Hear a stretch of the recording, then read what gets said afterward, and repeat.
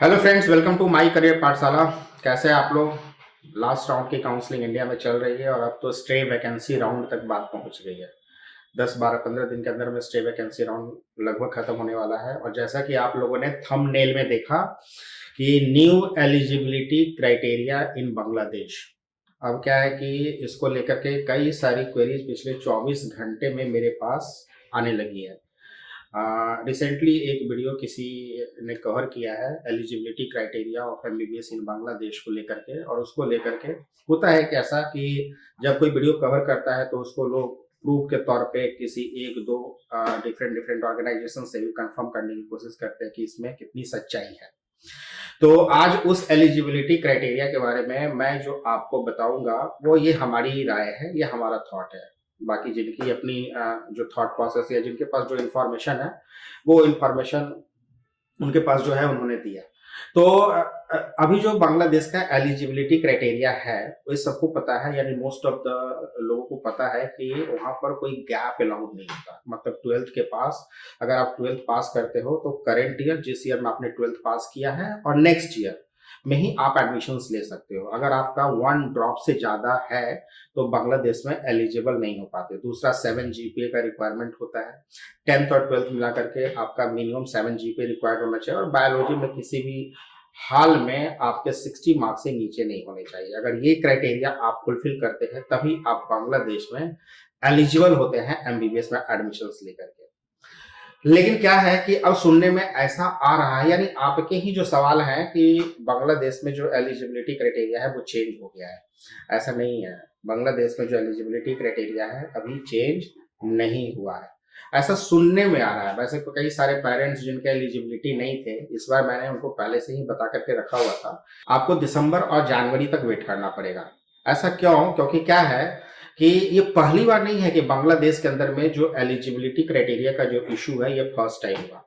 पहले भी इस तरीके के जो वहाँ की जो गवर्नमेंट थी, जो शेख हसीना गवर्नमेंट थी, उसके पास जो वहाँ के प्राइवेट कॉलेज एसोसिएशन थे या कई सारे प्राइवेट कॉलेज के जो मेंबर्स थे या एम्बेसी थे, उन्होंने पहले भी अप्रोच किया था कि जो बांग्लादेश की एलिजिबिलिटी क्राइटेरिया है वो काफी टफ है, जिसके कारण वहाँ पे बहुत सारे ऐसे बच्चे हैं जो बांग्लादेश में पढ़ना चाहते हैं, एडमिशन नहीं ले पाते, उसको चेंज कर दिया गया।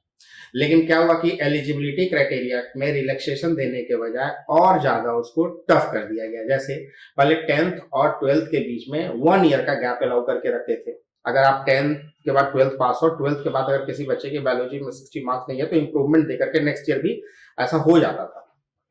मतलब 1 साल का गैप अलाउ हो जाता था बांग्लादेश के अंदर में। 10-12 कंसेक्यूटिव नहीं गए तो काम चल जाता था। लेकिन उसको जो है पिछले 2-3 सालों में वो क्राइटेरिया हटा दिया गया। एक बार बीच में 7 जीपीए से उठा करके 8 जीपीए ले जाया गया, तो कई सारे बच्चों ने जो है क्या बोलते हैं, पैसे जमा करने के बाद कई सारे रिटर्न ले गए, फिर बाद में उसको चेंज कर दिया गया जब कॉलेज की सीटें खाली हुई।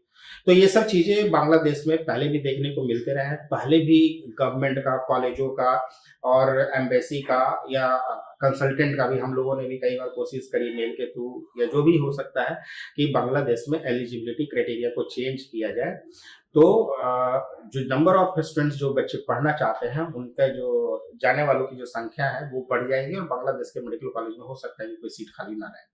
क्योंकि अब क्या है कि जो पहले की जो गवर्नमेंट थी वो है नहीं एग्जिस्टिंग, और जो करंट गवर्नमेंट है, जो इंटरिम गवर्नमेंट है, उससे यह रिक्वेस्ट की जा रही है, उनको प्रपोजल दिया गया है कि चेंज कर दिया जाए, मतलब ये एलिजिबिलिटी क्राइटेरिया में रिलैक्सेशन दिया जाए। अब सवाल यहाँ पर यह है कि बांग्लादेश के अंदर में जो वहाँ की लोकल बच्चे होते हैं उनका भी सेम एलिजिबिलिटी क्राइटेरिया होता है, फॉरेन का भी एलिजिबिलिटी क्राइटेरिया सेम होता है। अब देखने वाली बात ये होगी कि उसमें कितने चेंजेस आते हैं, मतलब वो फॉरेन के लिए सिर्फ करते हैं या लोकल के लिए करते हैं या किसी के लिए नहीं करते।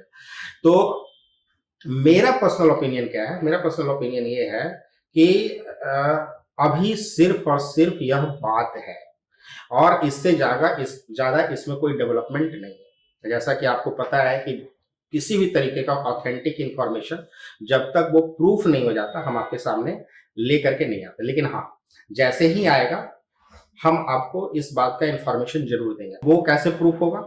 वो प्रूफ होगा या तो बांग्लादेश का जो ऑफिशियल गवर्नमेंट की साइट है डीजीएमई की, वो वहां पर एलिजिबिलिटी क्राइटेरिया पब्लिश करेंगे। तो आपको वहां से देख करके पता चलेगा। या दूसरा, जो अभी फॉरेन रजिस्ट्रेशन का फॉर्म आएगा, यानी जो बांग्लादेश मेडिकल का जो डीजीएमई का फॉर्म आएगा, जहां आप foreign as a foreign students हम लोग रजिस्ट्रेशन करते हैं, उसमें एलिजिबिलिटी क्राइटेरिया मेंशन होता है। उसमें अगर चेंजेस हो गए या दिखे तो समझेंगे कि हम एडमिशन के लिए बांग्लादेश में गैप ईयर या क्या क्या चेंजेस हो सकता है, एक ही क्राइटेरिया हटाए, दो क्राइटेरिया हटाए, क्या रिलैक्सेशन करेंगे, वो आने वाले समय में देखने वाली बात है। उम्मीद है कि कुछ ना कुछ होगा इस बार, क्योंकि गवर्नमेंट चेंज है तो लोगों की एक्सपेक्टेशन हाई है।